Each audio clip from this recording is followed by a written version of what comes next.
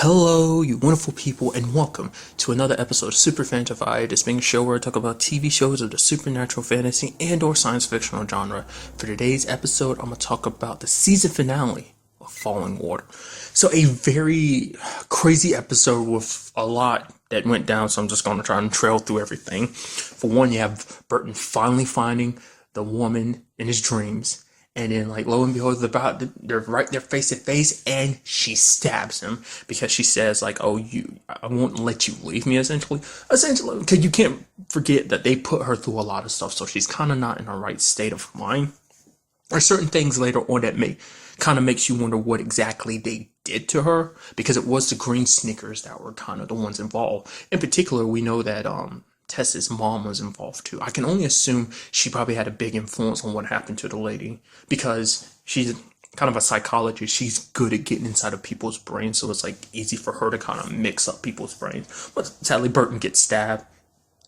Everything plays out leading to Tess finding the boy and Burton, and all at the same time. Sabine has been taken. She's kind of been locked in her dreams, and it's because Taka hasn't done what he was supposed to. They know that he didn't press the button. He was near the child and he didn't press the button. So this is kind of his punishment. It's like, bring us the boy, you can get Sabine back. And it turns out this isn't like fake Anne-Marie Bowen's idea. It was actually his mom's. And Taka's like, wait, what? As I thought, his mom's neck deep in all of this. I kind of threw out that last episode wondering if the fact is that she's deeply connected to all of this, or whether it's just kind of a situation where it's like, oh, she's kind of being forced against her will. It's like, no, she straight up was neck deep in all of this. Like, yeah, probably a lot of stuff that went down was probably her plan. Like, she probably is the reason why they approached Taka in the first place, was with the premise of being like, oh, she's here to help. We're here to help your mom. Because it puts into question everything she said to Taka. Like, did she hide herself away in herself, not because, like, to protect her son so he have a good life or whatever? Was it to protect herself so that she wouldn't slip away, that there was a part of her that exists? It's like, okay, I'm gonna stay here in the back of my mind, okay, until the boy can help me, and I'll come back, stronger than ever, and then we can shape the world like we want. Her and the green sneakers can shape the world like they want to. I don't know. Because to me, it's just like with her actions in this episode, it makes me think she's very selfish. I mean, because you still have to see Taka struggling with it. He's like, okay, at the very least, tell me you're going to give Tess a choice. Which turns out she didn't actually give her a choice. She just sat her down and was like, okay, this is how it's going to be. Taka's like, what are you doing, Mom? She's like, shut up. The grown-ups are talking. You kind of see a flip side of his mom that we haven't seen before. And it's just like her, I guess you could argue, is probably her true nature. I mean, because the fact of the matter is, it might be a situation where Taka only remembered the good side of his mom. He never remembered that kind of bad side of her. Maybe he never actually saw that side of her. Maybe this is something maybe it's something she always hid from him, Because it's like, because a lot of times it's like, when he's around his mom, he's back to being that, as we saw in the episode too, it's like he's back to being that little boy again, being adored and loved by his mom. But then, like, Taka's like, no, enough is enough. He's like, I'm not going to let you take her son away from her. That's not fair. It's like, because he knows what it's like to be taken from your mother, because he had his mom taken from him. But he's like, I'm not going to let her go through that. It's not fair to her. He's like, because Taka started all of this with the best of intentions. He just wanted to help his mom. He didn't have any shady reasons to do what he did. Yes, it meant joining forces with the green sneakers, but he was hoping, like, at the end of the day, like, they promised him, it's like, oh yeah, Tess would have a choice, but I knew that wasn't going to be the case. Because they kept dodging around it. Like, oh, if Tess decides to come with it, it's like, but what if she says no? It's like, up to you to convince her. But what if she says no? It's up to you. No, tell me what's going to happen if she says no. And we've seen in this, they will literally just take her son from her. But, Taka, I guess in this episode, kind of represented the fact is that Taka isn't that little boy anymore. And he's like, no, Mom, I'm not going to let you dictate this anymore. The last time we see his mom is when he's smashing up that entire device she made that basically lets them see into Tess's eye. I guess it's like it's meant for the boy, but I'm sure that's how they were able to kind of keep track of Tess too, seeing where she was in her dreams and stuff like that. But Taka smashes the whole thing up so they won't have a way of tracking her or her son anymore. But that's the last time we see his mom. So I don't know. I don't think she's gone, but I think, like, because like I said, I really like what Taka can do. It does seem like he's able to push and pull people from dreams. Like he grabbed her and then brought her back, from that room that they were in into the device that she made. So I'm assuming she's still around, but she probably just kind of retreated for a while because it was like, things were kind of falling apart on her plan. I really like how the episode was done too. Like it's kind of like a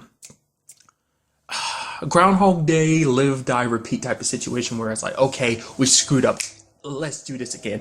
First time is like when Tess took Bert to the hospital. It's like, oh yeah, these cops and this nurse started asking a lot of damn questions. Like, oh, how old is your son? Oh, where's his dad? Where's his passport? And asking all these questions, and Tess is gonna have to stumbling through like giving answers and stuff like that. It's like, oh, who's his dad? And it's like something I didn't even think about. Has that come up so far in this season? I don't think it did. Like, who is the dad? And she's like, oh, she used the example of like, oh, I used a sperm donor. It's like, was that the truth or did she just? I mean, I'm pretty sure that was a lie because she even talked to Woody later on in the episode, being like, I don't even know who his dad is. Part of me in the back of my mind was wondering, it's like, could it be Bill?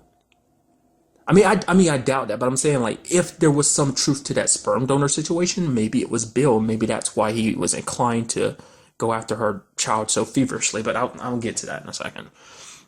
But it's just like a little. But then it was like, okay, crap.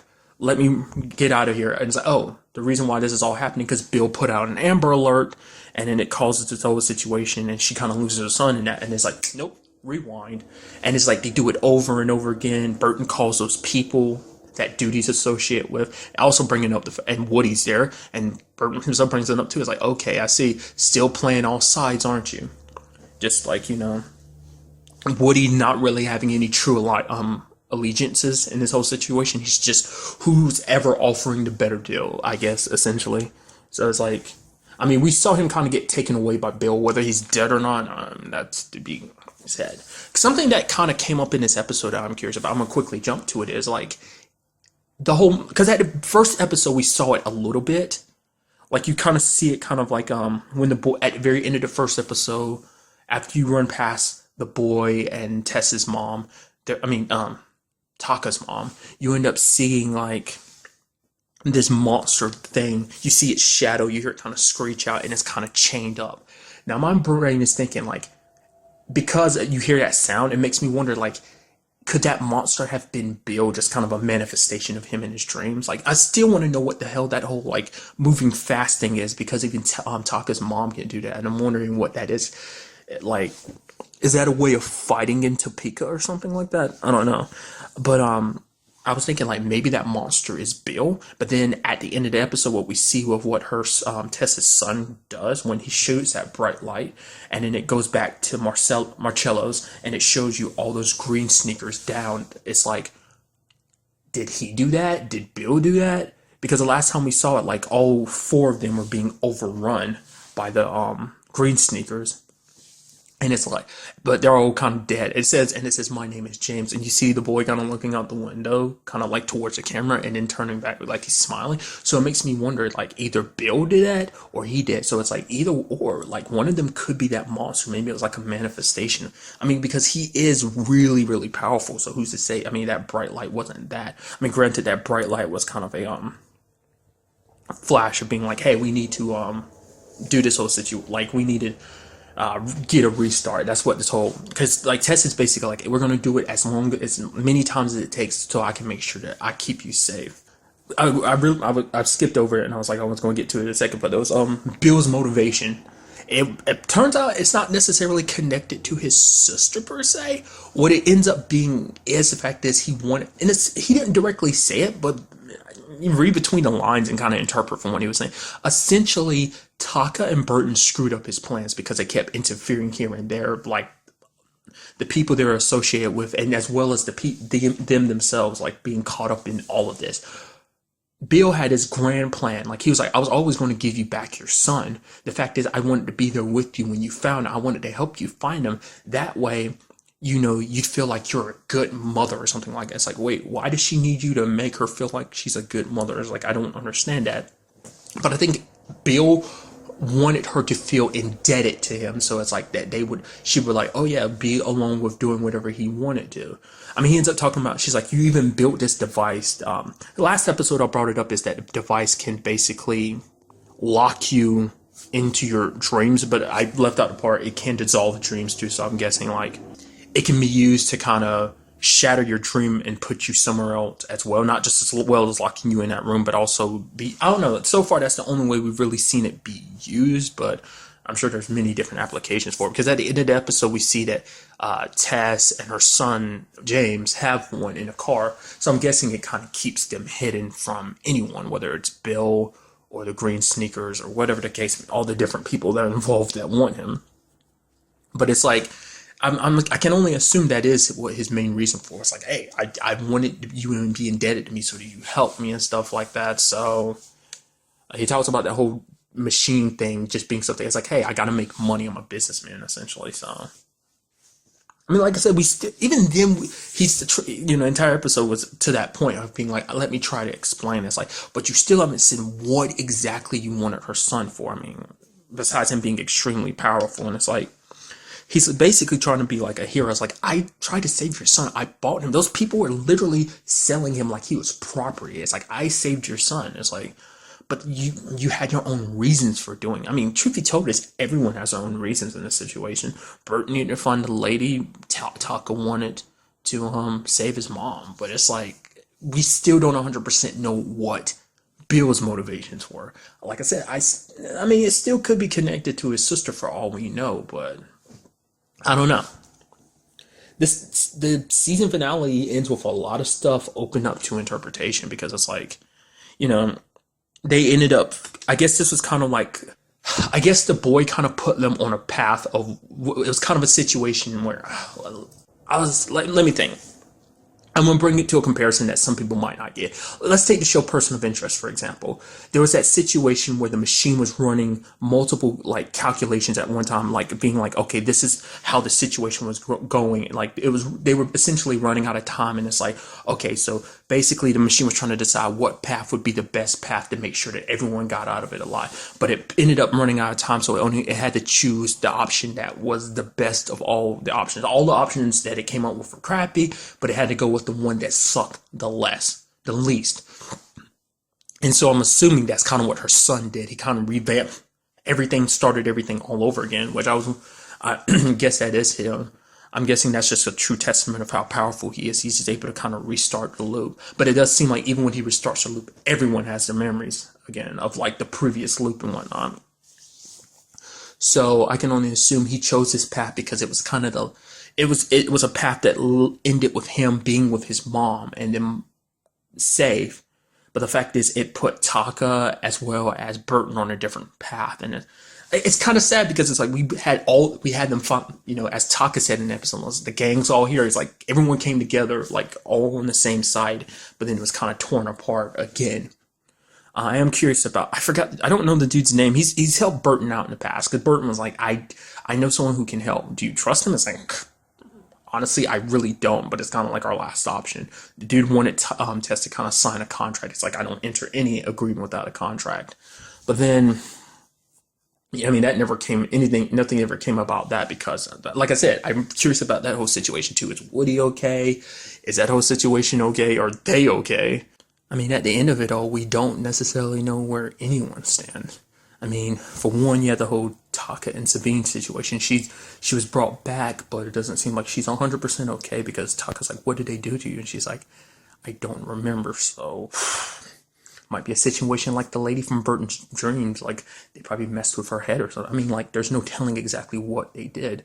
I mean, what that means between not just her and Taka, but what also that means for Tess, because that means Sabine might not be able to be trusted in the future, And then, speaking of the lady from Burton's Dream, we see her kind of like, Burton's kind of strapped down to a medical bed, I guess. And she's coming up smirking, and then she puts up some green sneakers, which begs the question, does that mean she was with the green sneakers the entire time that well, not the entire time, but, over the course of this time, she was with the green sneakers. To this point, Tom Burton's been looking for her. And the fact is that they kind of brought her over to their side, and she was meant to manipulate Burton into kind of going along with their calls, or the fact is she supposed to draw him into their calls now, because she did say that she wasn't going to let him go again. So maybe like her brain has kind of been messed with to the point now, like the only thing left for her is Burton. So she's like, I don't want to ever be separate from you again. It's like, so you will always be with me, and here, this way we can be together forever. Like I said, a lot of stuff is open up to interpretation. Once again, I don't know if this is getting renewed for a second season.